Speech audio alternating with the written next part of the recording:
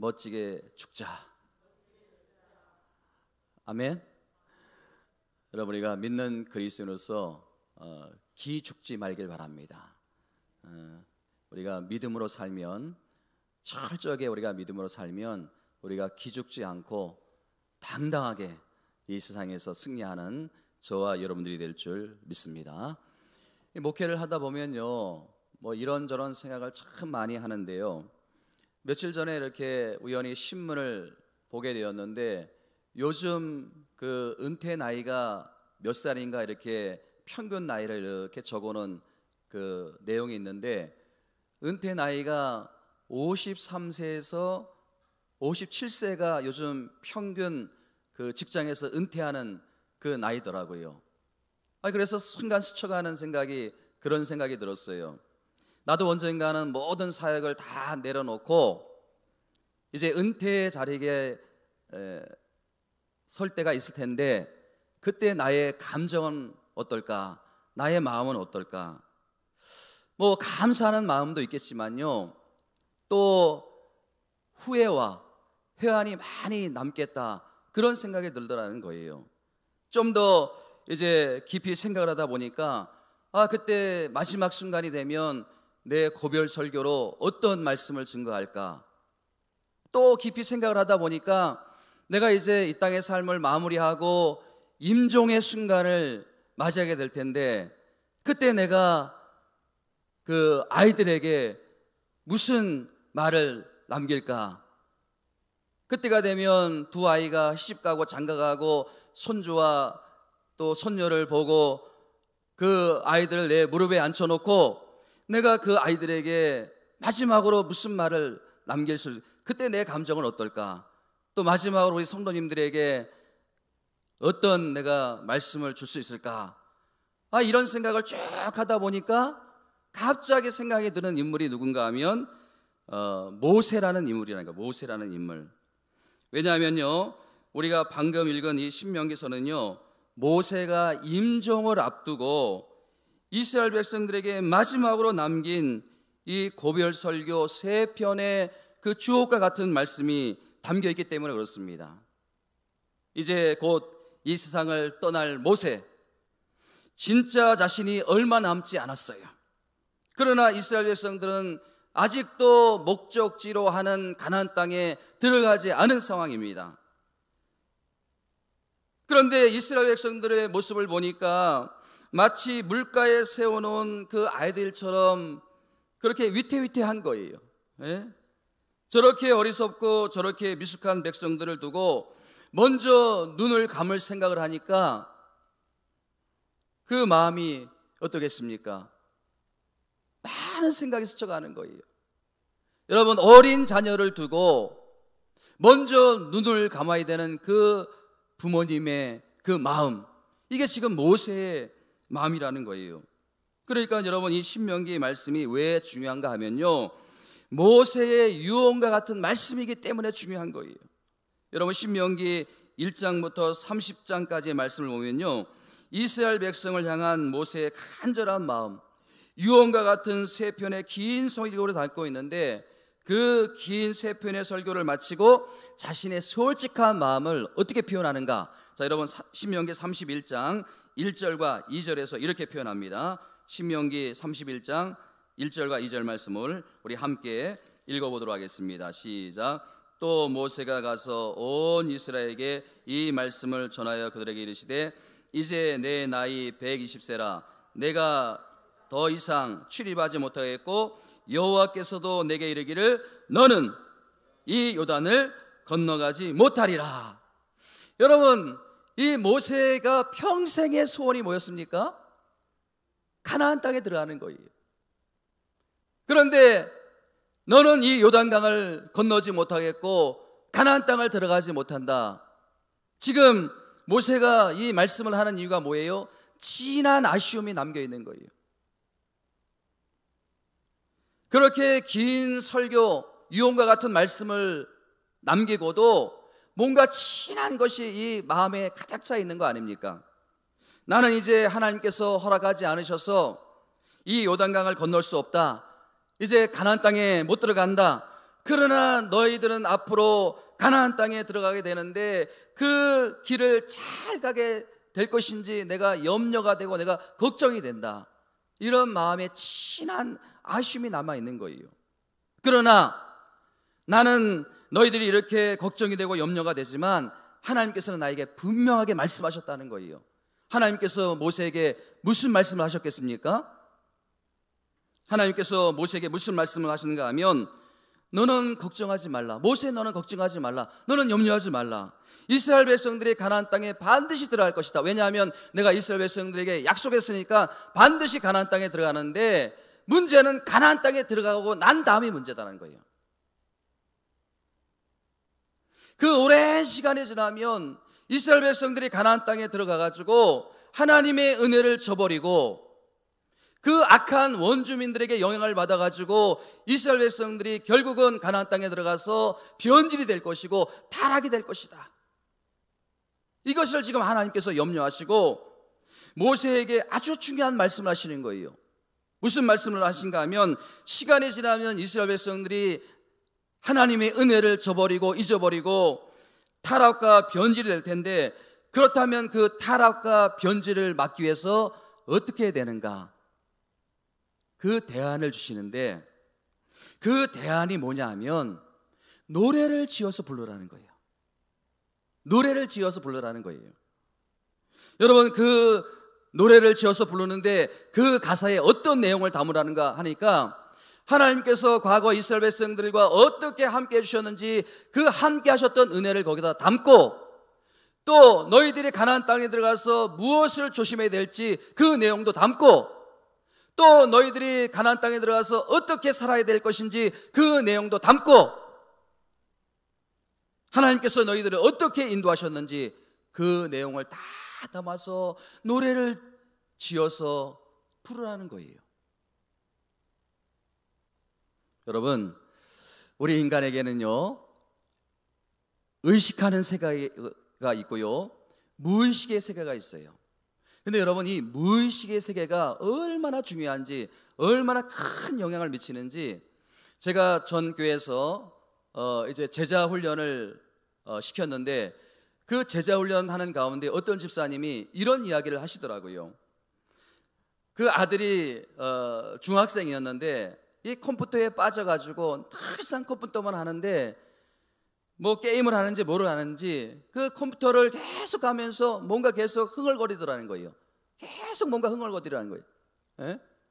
그래서 가만히 들어봤더니 이 앞에 가사도 뭐 잘 모르겠고 뒤에 가사도 잘 모르겠고 그 두 마디 말만 계속 그 아이가 반복을 하더라는 거예요. 그게 뭐냐면 내가 미쳤어, 내가 미쳤어. 그 가사만 계속 부르더라는 거예요. 예? 내가 미쳤어, 내가 미쳤어. 근데 그게 전염이 되는 거예요.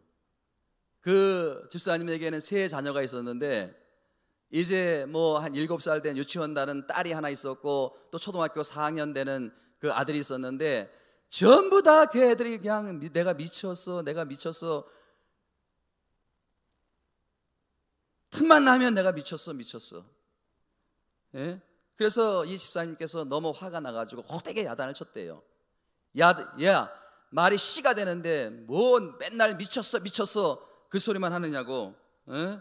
무슨 애들이 미쳤어 미쳤어 그러느냐고 그렇게 야단을 치고 뭐 그렇게 했다는 이야기를 하는데 거기에 앉아있는 제자훈련 받는 모든 그 분들이 다 공감이 되는 거예요. 저도 공감이 되더라고요. 왜냐하면 그때 저희 집 애들도 그때 미쳤어 미쳤어 그걸 하더라고요. 보니까 가만히 보니까 내가 미쳤어 그게 누구 노래예요? 손담비 노래더라고 보니까. 에? 전부 다 애들이 돌아다니면서 그냥 미쳤어 미쳤어.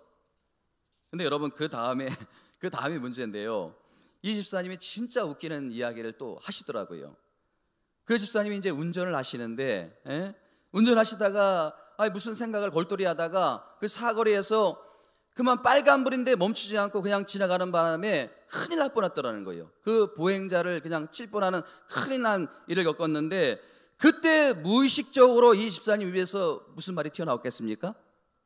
내가 미쳤어, 내가 미쳤어. 그 노래가 그 가사가 자기 입에서 무의식적으로 튀어나오는 걸 보고 자기가 너무 놀라고 자기가 황당스러웠대요. 예? 애들한테는 제발 그 노래를 부르지 말라고 그렇게 호되게 야단을 쳤는데 순간적으로 자기 입에서 그 노래가 가사가 튀어나오더라는 거예요. 여러분 이게 뭘 말할까요? 이게 무의식의 세계, 무의식의 세계, 예? 무의식의 세계. 그러니까 애들에게는 자꾸 부르는 것을 싫어하고 그 노래 가사가 좋지 않다는 걸 생각하고 이 노래를 왜 부르는지 모르고 듣고 싶지 않아가지고 그 아이들에게 호되게 야단을 치고 훈계를 했지만은 자기도 모르게 그 가사를 계속 듣다 보니까 그게 머릿속에 입력이 되고 그것이 내 그 무의식 세계에서 잠재되어 있다가 입력이 되어 있다가 나도 모르게 그것이 튀어나오더라는 거예요. 사랑하는 성도 여러분, 왜 여러분들이 매일마다 말씀을 읽고 말씀을 암송해야 되는지 그 이유를 이제 아시겠습니까? 여러분들이 할 수만 있으면 유행가를 부르지 말고 여러분들이 할 수만 있으면 복음송을 부르고 가스펠송을 불러야 되는지 그 이유를 이제 아시겠습니까? 왜 여러분 이 목사가 여러분들 매일 아침마다 말씀을 보내가지고 그 말씀을 묵상하게 하고 또 여러분들에게 그 잠언을 여행시키고 시편을 여행시키는지 그 이유를 이제 아시겠습니까? 무의식 속에 그것이 다 입력이 되고 다 조장이 되더라는 거예요. 예? 여러분 그것이 평소에는 아무런 영향력이 없어요. 평소에는 그것이 별 의미가 없어 보여요.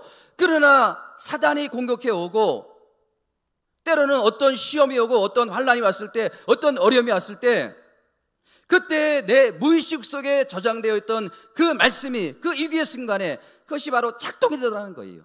그것이 힘을 발휘하더라는 거예요. 그 말씀을 우리가 가지고 그것을 응수할 수 있는 그 내적인 힘이 우리에게 있어진다는 사실입니다. 여러분 이스라엘 백성들이 가나안 땅에 들어가면 분명히 타락하고 분명히 변제될 것이다. 그러니까 하나님의 은혜를 저버리지 않기 위해서 하나님의 은혜를 망각하지 않기 위해서 그때를 대비해서 이 모세에게 하나님께서 이스라엘 백성들에게 노래를 지어 부르게 하는 거예요. 노래를 지어 부르라는 거예요. 예? 사랑하는 성도 여러분, 부탁을 드립니다. 가정이나 직장에서 유행가 부르지 말고 가스펠송을 부르시기를 주님의 이름으로 축원드립니다. 여러분 이게 무의식 속에 다 조장이 되는 거예요. 여러분들 무의식 속에 다 조장이 되는 거예요. 어떤 분은요 유행가를 부르면서 성경을 읽고 있더라고요. 세상에 유행가를 틀어놓고 자기는 성경을 읽고 있어요. 그런 일이 없길 바랍니다. 여러분 가정에 내가 미쳤어 그런 유행가가 들려지는 가정이 아니라 주님의 은혜, 그 은혜가 불려지는 그런 가정들이 되시기를 주님의 이름으로 축원드립니다. 하나님께서 모세에게 요구하시는 것이 바로 이거예요. 그래서 모세가 노래를 지어서 백성들에게 부르게 하는데 그 내용이 바로 신명기 32장의 말씀이에요. 신명기 32장의 그 내용이 전부 다 그런 내용들 아닙니까? 여러분 32장 1절 말씀을 보세요. 어떻게 노래가 시작되는지 같이 한번 읽어보겠습니다. 시작. 하늘이여 귀를 기울이라 내게 말하리라 땅은 내 입의 말을 들을지어다. 이스라엘 백성들아, 땅과 하늘에 이 모든 땅에 메아리치도록 이 노래를 힘차게 불러라. 이렇게 말씀이 시작되고 있는 게 아닙니까? 여러분 보세요. 그렇게 노래가 시작됐는데 그렇다면 그 노래의 주제가 뭔가? 여러분 32장 내용을 압축을 하고 또 압축을 하고 압축을 하면 그 주제가 딱 한 가지예요. 그 주제가 뭘까요? 한번 따라합니다. 하나님의 은혜를 저버리지 말자. 하나님의 은혜를 잊어버리지 말자. 여러분 그 핵심 내용은 바로 그거예요. 하나님의 은혜를 저버리지 말자. 하나님의 은혜를 망각하지 말자. 하나님의 은혜를 늘 기억하자. 이게 바로 여러분 이 노래의 주제예요. 노래의 주제. 여러분 더 중요한 것은요, 하나님께서 주신 많은 은혜가 있는데 그 중에서도 결코 저버리지 말고 잊지 말아야 되고 꼭 기억할 은혜가 뭐냐 하면 그 엑기스가 뭐냐 하면 바로 오늘 본문의 말씀이에요. 9절부터 12절까지 말씀이 그 엑기스의 마음이에요. 자, 여러분 9절 말씀 다시 한번 읽어봅니다. 시작. 여호와의 분깃은 자기 백성이라 야곱은 그의 택하신 기업이로다. 여러분, 이스라엘 백성들의 그 무의식 속에 저장이 되어가지고 오랫동안 기억이 되어야 될 그 핵심 내용이 뭐라고요? 첫 번째가 여호와의 분깃은 자기 백성이라. 너희는 나의 자랑이고, 너희 이스라엘 백성들은 나의 자랑이고 나의 택한 백성이다. 이것만큼은 결코 잊지 말라는 거예요. 이것만큼은 꼭 기억하라는 거예요. 여러분, 이것은 하나님께서 가장 기뻐하십니다. 여러분, 우리가 이 땅에서 얼마나 잘 살고 얼마나 잘 나가고 또 얼마나 명예가 있고 권력이 있고 그것이 내 가치를 드러내는 것이 아니라 나는 하나님의 택한 하나님의 자녀라는 거, 이게 가장 중요하다는 거예요. 여러분, 따라합니다. 나는 택한 하나님의 백성이다. 나는 하나님의 자녀다. 이 노래를 만들어서 계속적으로 부르라는 거 아닙니까?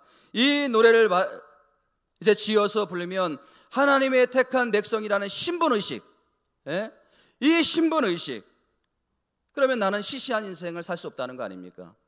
나는 하나님의 자녀다, 나는 하나님의 백성이다, 이런 긍지, 이런 자존감, 이것이 결국은 타락과 변질을 막는 그런 하나님의 능력이 된다는 거 아닙니까? 여러분, 그 다음에 보면요, 굉장히 중요한 말씀이 나옵니다. 하나님께서 그들을 선택하실 뿐만 아니라 특별한 은혜를 주셨다는 것을 말씀하고 있어요. 자, 10절부터 12절까지 말씀을 한번 우리가 천천히 한번 읽어보는데, 여기에는 두 가지 아주 중요한 균형이 있습니다. 자, 여러분, 10절부터 우리가 천천히 한번 그 의미를 생각하며 읽어보도록 하겠습니다. 시작. 여호와께서는 그를 황무지에서 짐승이 부르짖는 광야에서 만나시고 호위하시며 보호하시며 자기의 눈동자같이 지키셨도다. 또 11절, 마치 독수리가 자기의 보금자리를 어지럽게 하며 자기의 새끼 위에 너풀거리며 그의 날개를 펴서 새끼를 받으며 그의 날개 위에 그것을 엎는 것 같이. 12절, 여호와께서 홀로 그를 인도하셨고 그와 함께 다른 신이 없었도다. 여러분, 여기서 두 가지 균형 잡힌 은혜를 발견하는데요, 그 하나가 뭐냐면 하나님께서 이스라엘 백성들을 지켜주시는데 어떻게 지켜주신다고요? 자신의 눈동자처럼 보호하신다는 거예요. 눈동자처럼. 여러분, 이 길을 만날 때마다 하나님께서 이스라엘 백성들을 눈동자처럼 보호해주신다. 여러분, 이 눈동자, 여러분, 이건 절대 과장된 표현이 아니에요. 여러분, 이스라엘 백성들이 광야 40년 동안을 지나오면서 하나님께서 이스라엘 백성들을 눈동자처럼 지켜주셨어요. 하나님께서는 이스라엘 백성들이 뭔가 요구하고 원할 때, 필요할 때마다 공급해 주셨어요.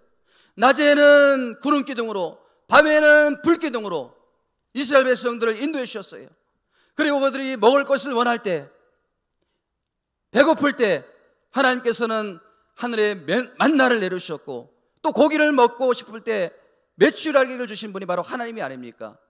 그리고 그 광야길에서 복병을 만났을 때, 적을 만났을 때 도저히 이길 수 없는 싸움에서 모세가 손을 들고 기도하면 하나님께서 이스라엘 백성들을 이기게 하시고, 이게 바로 하나님께서 눈동자처럼 보호해 주시고 호위해 주셨다는 그런 은혜가 아닙니까? 이게 절대 과장된 표현이 아니에요. 여러분, 그런가 하면요, 두 번째 그 균형 잡힌 은혜가 뭔가 하면요, 하나님께서는 눈동자처럼 보호해 주시되 독수리처럼 강하게, 혹독하게, 가혹하게 이스라엘 백성들을 훈련시키셨다는 거예요. 연단시키셨다는 거예요. 여러분, 11절 말씀에 보니까 독수리가 자기 새끼를 연단하시는 모습을 묘사하고 있는데 하나님께서 우리를 그렇게 연단하신다는 거예요. 여러분, 11절 말씀 보세요. 이 11절 말씀에 보면요, 네 가지 내용으로 구분할 수 있어요. 네 가지 내용으로. 여러분, 11절 말씀을 한번 잘 보세요. 11절 말씀에 보시면요, 그 다음 넘겨주세요. 11절 말씀을 보시면요, 자 보세요. 첫 번째가 뭐냐면요, 마치 독수리가 자기의 보금자리를 어지럽게 하며, 이게 첫 번째고요. 두 번째는요, 자기의 새끼 위에 너풀거리며, 이게 두 번째고요. 세 번째가 뭐냐면요, 그의 날개를 펴서 새끼를 받으며, 이게 세 번째고요. 네 번째가 그의 날개 위에 그것을 엎는 것 같이. 여호와께서 그를 홀로 인도하셨고, 여러분 이 네 가지를 보면요, 둘씩 나누어서 생각할 수 있는 거예요. 첫 번째 그 두 가지는 뭐냐 하면요, 혹독한 훈련과 연단이에요. 고통과 아픔이에요. 그리고 뒤에 있는 두 가지는요, 하나님의 강력한 보호하심이에요. 하나님의 강력한 보호하심. 여러분 이게 하나님께서 우리를 사랑하시는 방법이라는 거예요. 예? 하나님께서 우리를 사랑하시는 방법. 여러분 저는 여기서 굉장히 중요한 것을 발견하는데요, 하나님께서는요 우리를 눈동자처럼 보호하시지만 우리가 이것을 오해하면 안 된다는 거예요. 아무 일도 없다, 우리가 예수 믿으면 편안한 삶을 산다, 예수 믿으면 걱정과 의심이 없다, 이게 아니라는 거예요. 마마보이로 우리를 키우시는 분이 우리 하나님이 아니라는 거예요. 여러분 우리 하나님은요 우리를 병아리 새끼처럼 그렇게 자라길 원치 않으세요. 우리를 뭐로? 독수리가 되길 원하세요. 아멘. 독수리가 되길 원하세요. 그래서 우리를 혹독하게 연단하십니다. 여러분 때로는요 세상 사람들이 경험해 보지 않는 그런 아픔과 그 어려움을 우리에게 하나님께서 고통을 주실 때가 얼마나 많이 있습니까? 필요하시다면요 우리의 삶의 터전도 흔들어 버리세요. 필요하시다면요 우리의 가정도 흔들어 버리세요. 필요하시다면요 그 부부관계도 흔들어 버리시고요, 필요하시다면요 우리에게 건강도 흔들어 버리세요. 예? 여러분 어느 목사님께서 이런 설교를 하는 것을 제가 언젠가 들은 적이 있는데, 미국의 예일 대학교에 가면요 다람쥐가 그렇게 많다고 합니다. 그 다람쥐가 얼마나 예쁘고 얼마나 귀여운지 그 학생들이 그냥 그 다람쥐만 보면 환장을 하는 거예요. 그래가지고 그 다람쥐가 그 좋아하는 것들을 막 던져주고 그러는데, 어느 겨울이 지나가지고 가보니까 많은 다람쥐가 죽어 있더라는 거예요. 이게 웬일인가? 그래서 한번 그 원인을 살펴보았더니, 그 이쁘다고 다람쥐에게 먹을 것을 던져주고 그러니까 그 다람쥐들이 월동 준비를 안 한 거예요. 겨울 준비를 안 한 거예요. 예? 그러니까 먹이를 저장해 둬야 되는데, 도토리를 갖다가 저장해 놓아야 되는데 저장하질 않더라는 거예요. 계속 던져줄 줄 알고. 여러분 이게 다람쥐를 진짜 사랑하는 방법인가요? 예? 아니잖아요. 아니 이쁘다고 귀엽다고 애완동물 키우듯이 그렇게 먹을 것을 툭툭 던져주니까 내성을 잃어버려가지고 결국은 굶어 죽게 하는 거, 이게 여러분 사랑이 아니라는 거예요. 우리가 믿는 하나님은 그런 하나님이 아니시라는 거예요. 여러분 우리 하나님은요 우리를 눈동자처럼 보호하시지만 때로는 연단을 주시고, 때로는 아픔을 주시고, 때로는 고통을 주시고, 말로 닿을 수 없는 어려움 가운데 우리의 내성을 기르시기를 원하시는 하나님, 우리의 믿음을 키워주기를 원하시는 하나님, 바로 우리 하나님이세요. 여러분 이 앞에 둘은 혹독한 연단인데요, 여기에 나와 있는 마치 독수리가 자기의 보금자리를 어지럽게 하며, 여러분 이 부분을 표준 세번역 그 성경에 보니까요, 그 둥지, 그 보금자리, 그 삶의 터전을 손에 들고서 막 흔든다, 이런 표현이 있는 거예요. 막 흔든다, 이런 표현이 있는 거예요. 여러분 이 보금자리를 흔드신 하나님, 삶의 터전을 흔드신 하나님, 여러분 다 경험해 보지 않았습니까? 예? 여러분 이 보금자리를 마구 흔들어 버리면요 정신이 없는 거예요. 그때 그 상황에는 어떻게 해야 될지 난감하고 혼란스러운 거 아닙니까? 당혹스러운 거 아닙니까? 여러분 하나님께서 우리 때로는 건강의 보금자리를 흔들어 버리세요. 그래가지고 건강에 심각한 위기가 올 때가 있어요. 하나님께서는 우리의 물질의 보금자리를 흔들어 버리세요. 어느 때는 막 물질의 축복을 부어주시다가 어느 때는 그 물질의 축복을 막아버리시고 말로 다 할 수 없는 경제적인 어려움을 겪게 하시고, 때로는 여러분 가정의 보금자리를 흔들어 버리셔가지고 가정에 위기가 와요. 부부간에 위기가 와요. 삶에 위기가 와요. 여러분 그 다음 을 보세요. 자기의 보금자리를 어지럽게 하며, 그 다음에 뭐라고요? 그 다음에 뭐라고요? 자기의 새끼 위에 너풀거리며. 여러분 보금자리를 막 흔들어 버려요. 그 새끼들이 그 안에 있는데 그 둥지를 막 흔들어 버려요. 그러면 그 새끼들은 얼마나 힘들겠습니까? 예? 얼마나 당황스럽겠습니까? 그런데 그 어미 독수리가 도와주진 않아요. 그 둥지 위에서 너풀너풀 펄럭이면서 주변만 맴돌고 있어요. 새끼들은 죽을 것 같은데, 새끼들은 당장 떨어져서 죽을 것 같은데, 새끼들의 입장에서 보면요 정말 난감하고 정말 어려운 죽을 맛이 아닙니까? 왜 엄마는 보고만 있느냐는 거예요. 왜 엄마는 이렇게 둥지가 흔들리고 있는데 지켜만 보고 있느냐는 거예요. 예? 여러분, 우리 하나님이 이런 분이시라는 거예요. 예? 세상에 아무리 기도를 해도, 세상에 아무리 매달려도, 이 문제를 해결해 달라고 씨름을 하고 또 씨름을 해도 어떨 때는 하나님 모른 척 하세요. 하나님의 얼굴을 돌리세요. 저도 여러분 이런 경험을 해보니까요, 하나님이 우리를 훈련시키는데 너무 잔인하세요. 너무 잔인하세요. 이 사랑이 하나님이 아닌 것 같아요. 한번 마음 먹었다 그러면요, 피도 눈물도 없어요. 예? 내가 이 자녀를 한번 연단시키겠다 하면요, 마음만 먹으면 얼마나 혹독하게 다루시는지 몰라요. 우리 부모님들은 안 그러잖아요. 우리 부모님들은 아이들에게 뭐 이렇게 하라고 잘 안 하고 막 떼쓰고 그러는데 아이들이 눈물만 흘리면 그냥 부모님들은 마음을 다 놓아줘가지고 애들이 원하는 대로 다 해주려고 해요. 근데 우리 하나님은 안 그러세요. 예? 나중에 알게 되지만 강할 때는 죽을 맛이 아닙니까? 우리가 별 수단을 다 써도요, 우리 하나님은 눈 하나 깜빡이지 않으세요. 세상에 하나님이 정해 놓으신 그 연단의 기간이 끝날 때까지 우리가 아무리 때를 써도, 우리가 아무리 매달려도, 이 목사가 눈물로 아무리 간구를 해도 우리 하나님 모른 채 하세요. 모른 채 하세요. 여러분, 이게 바로 그 독수리의 교육 방법이 아닙니까? 보금자리를 흔들어 버려요. 예? 여러분, 그 보금자리가 흔들리면 죽을 맛이 아닙니까? 근데 하나님께서는 구경만 하시는 것 같아요. 마치 독수리가 그 독수리 새끼 둥지를 막 흔들어 버리고 그것을 새끼들을 구해주지 않고 그 위에서 너플너플 하면서 돌면서 맴돌면서 구경만 하시는 것처럼 하나님도 그렇게 구경만 하시는 것 같이 느껴진다는 거예요. 예? 여러분, 솔직히 그럴 때는요, 제가 목회하는 목사지만요, 화가 날 때가 있어요. 지금 성도님들은 다 죽을 것 같은데 저렇게 힘들어하는데, 예? 하나님 이제 좀 그만 좀 하시지요. 이제 하나님 좀 들어주실 때가 되지 않았습니까? 하나님 이제 좀 살려줄 때가 되지 않았습니까? 하나님 이제는 좀 길을 열어주실 때가 되지 않았습니까? 그럼에도 불구하고 이 목사가 그렇게 눈물의 기도해도 하나님 끔찍도 안 하세요. 예? 눈 하나 깜짝이지 않으세요. 너무나 잔인하신 하나님 같아요. 네, 여러분 보세요. 우리 하나님은요, 이렇게 혹독하게 훈련하고 연단하시는 분이시긴 하지만 또 그 이면에는 완벽한 보호하심, 강한 보호하심으로 우리를 지켜주신다는 거 아닙니까? 여러분, 그 다음에 보시면요, 여러분, 우리가 위기를 만났을 때 우리가 좌절하고 절망하고 정말 곤두박질 치고 우리가 인생의 밑바닥까지 내려가서 이제는 자살뿐이 길이 없다, 이제는 끝났다, 그렇게 모든 것을 포기하고 모든 것을 내려놓는 그 순간에 어떤 은혜가 있는지, 그게 세 번째, 네 번째 은혜라는 거예요. 세 번째, 네 번째 은혜. 세 번째 어떤 은혜라고요? 같이 한번 읽어봅니다. 시작. 그의 날개를 펴서 새끼를 받으며. 네 번째는 어떤 은혜고요? 그의 날개 위에 그를 엎는 것 같이 여호와께서 홀로 그를 인도하시고.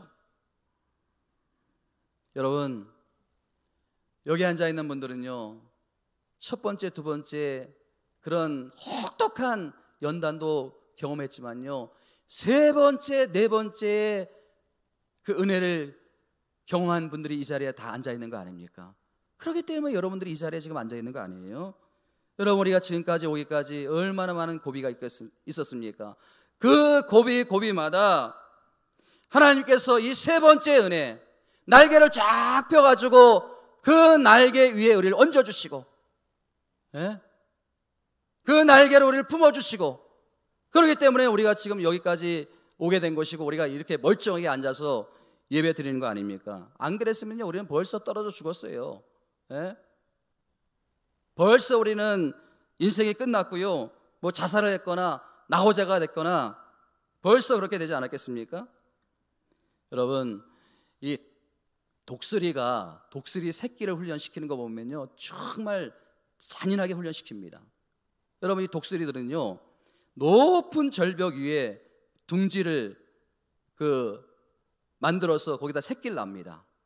그래가지고요, 새끼들이 어느 정도 크면요, 그 둥지를 막 흔들어 버린대요. 그 보금자리를 막 흔들어 버린대요. 아니면요, 그 새끼를 입에다 물고요, 더 높은 그 절벽으로 올라가서 떨어뜨린대요. 그러면요 그 새끼는요 살려고 그 날개를 펴가지고 얼마나 바둥거리겠습니까? 힘이 빠져가지고요 땅바닥에 추락하면요 땅에 닿을 쯤 돼가지고 그 어미 새끼가 내려와가지고 그 새끼를 받아가지고 또 올라간다는 거예요. 그렇게 바다가 올라가가지고 또 높은 데 올라가가지고 또 떨어뜨린대요.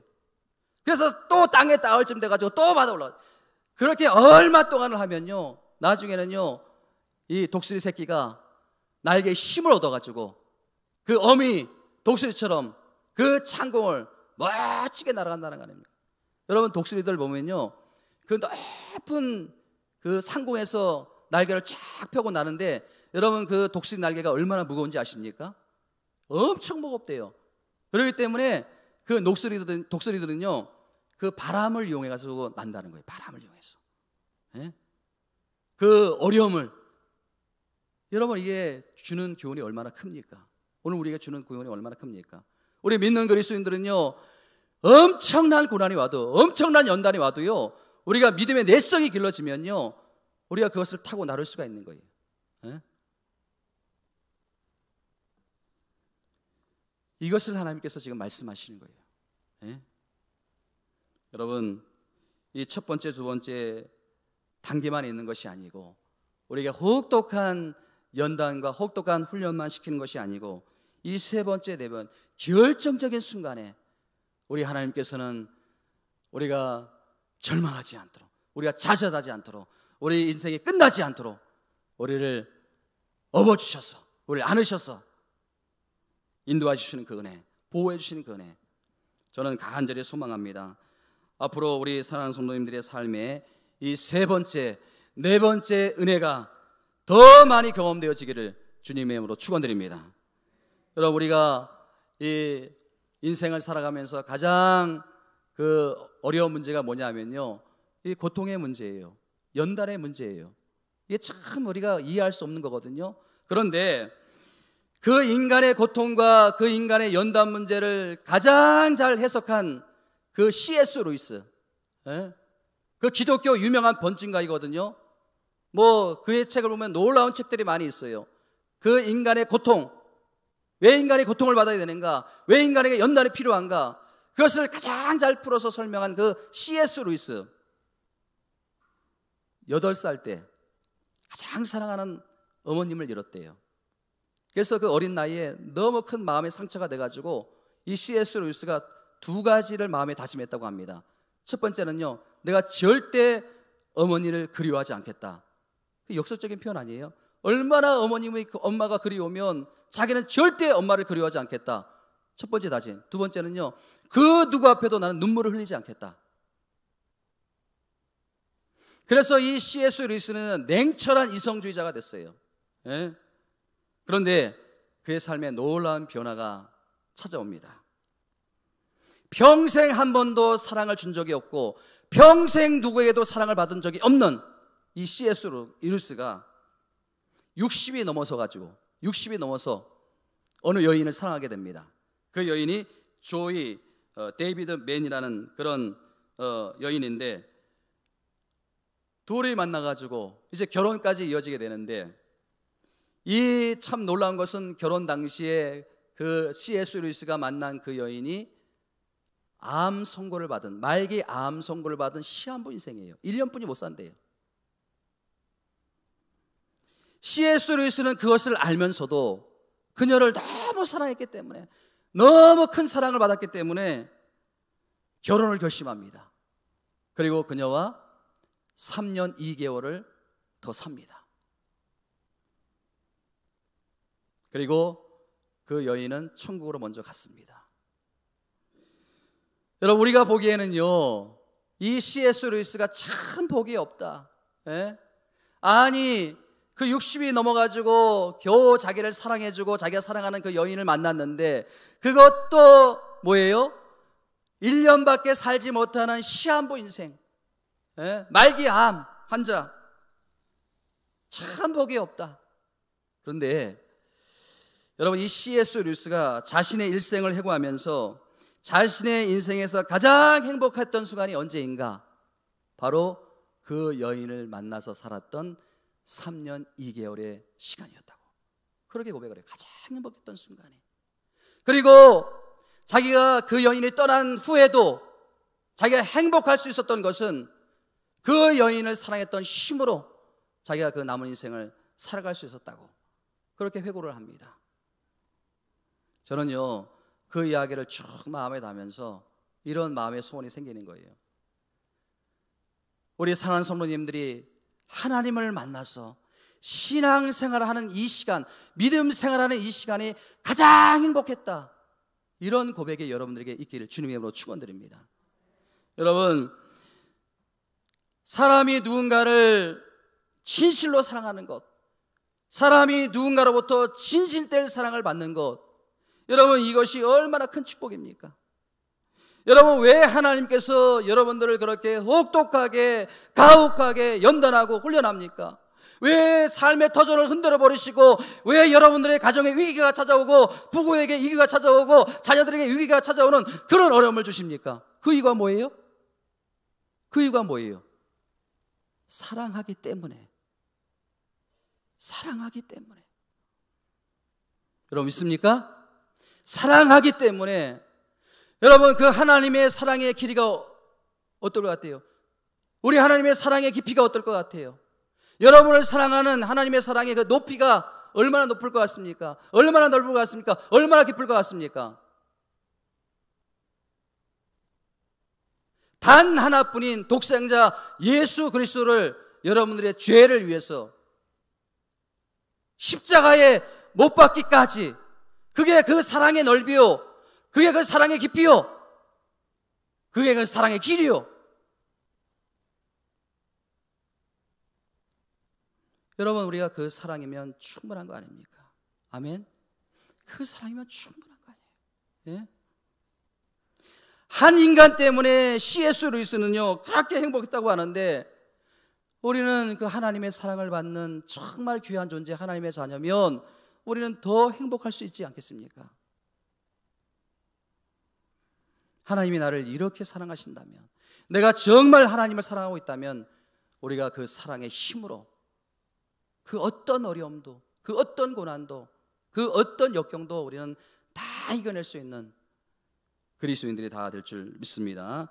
여러분, 오늘 말씀을 정리하면요, 때로는 하나님께서 우리의 삶의 터전을 흔들어 버리시고 우리의 보금자리를 흔들어 버리는 아픔이 있지만, 그래서 때로는 위태위태할지 모르지만, 때로는 하나님께서 그냥 지켜만 보고 있고, 또 하나님께서 간섭 안 하시고 하나님께서 주변만 맴도는 것 같이 보여가지고 우리의 마음이 굉장히 상한 그런 순간이 있었지만, 그러나 결정적으로 뭐예요? 결정적으로 독수리가 떨어지는 새끼를 그 날개로 펴가지고 받아주고 그를 업어서 위로 다시 올리는 것처럼 하나님께서도 우리에게 그러한 은혜를 베풀어 주신다는 거예요.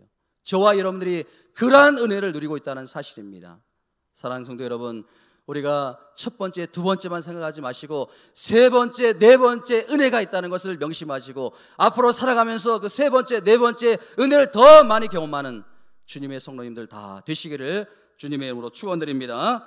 오늘 우리가 이 말씀을 생각